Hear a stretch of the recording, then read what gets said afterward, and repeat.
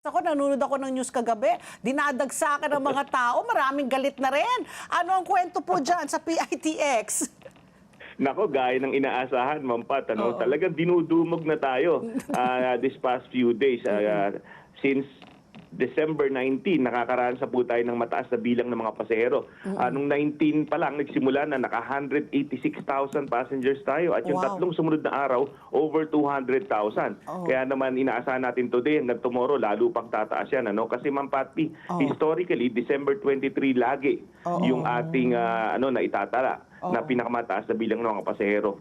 Ang estimated kasi natin dito, magmula December 19 hanggang January 5 sa pagbabalik nila, hindi bababa sa 3 million passengers ang dadaan dito. Kaya naman ito, abalang-abala po tayo sa pag-aasikaso, pagsigurado na magiging ligtas, maayos at komportable yung biyahe ng ating mga kababayan. Wow, 3 million. 3 million. Sir Jason, kasama na po ba sa 3 million yung mga ina-expect natin na chance passengers?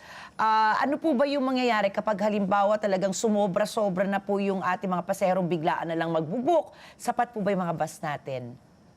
Ay, opo. Kasama na po dyan sa estimates natin kasi based on historical data yon tsaka yung mga assumptions natin. Yung mga magcha-chance passengers, lagi naman po natin ito na i-factor in. Kasi alam naman natin, hindi lahat maka-afford na mag-advance booking, wala pang Tama, budget. oo. So inaasahan natin na meron at meron pa rin po sa mga kababayan natin mga magla-last minute ng mga biyahe. Kasama na po ito sa pinaghandaan natin. In fact, maaga pa lang, nakipagpulong na tayo sa mga bus operators natin, sa ating mga government regulators para makapaghanda ng additional units. Para kung kakailanganin, madali po natin silang tatabagin at mabilis pong may issue ng special permits upang sa ganun, hindi naman maghintay ng mas matagal yung ating mga kababayan. Yun nga lang, ang paalala natin dito sa mga magcha-chance passengers, magbaon po ng konting pasensya. Kasi pag ganyan po, may konting pagpila at pag-iintay. Oo. Pero Sir Jason, guaranteed ba na lahat sila ay makakasakay? Kasi parang kahapon, yung napanood kong news nga dyan sa PITX, parang umaga pa lang, naghihintay na siya, gabi na, wala pa rin daw siyang nakuwang sasakyan. So, kung ikaw nga chance passenger, ilang oras ang dapat ilalaan mo bago ka makasakay? Well, guaranteed po yun, kasi nga may mga additional units tayo.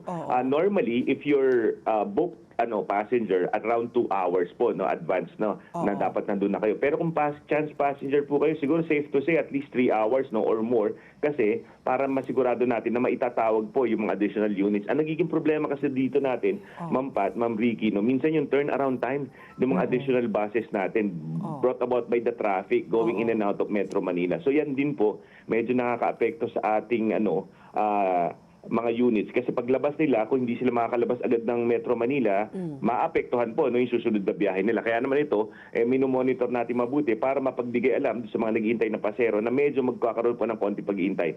Ang maganda lamang, pag sila po yung naghihintay sa PTEX, at least sila doon, may free wifi, komportable aircon, marami pong kainan. So at least sigurado kaming hindi sila malalagay sa ananganin at komportable naman po sila.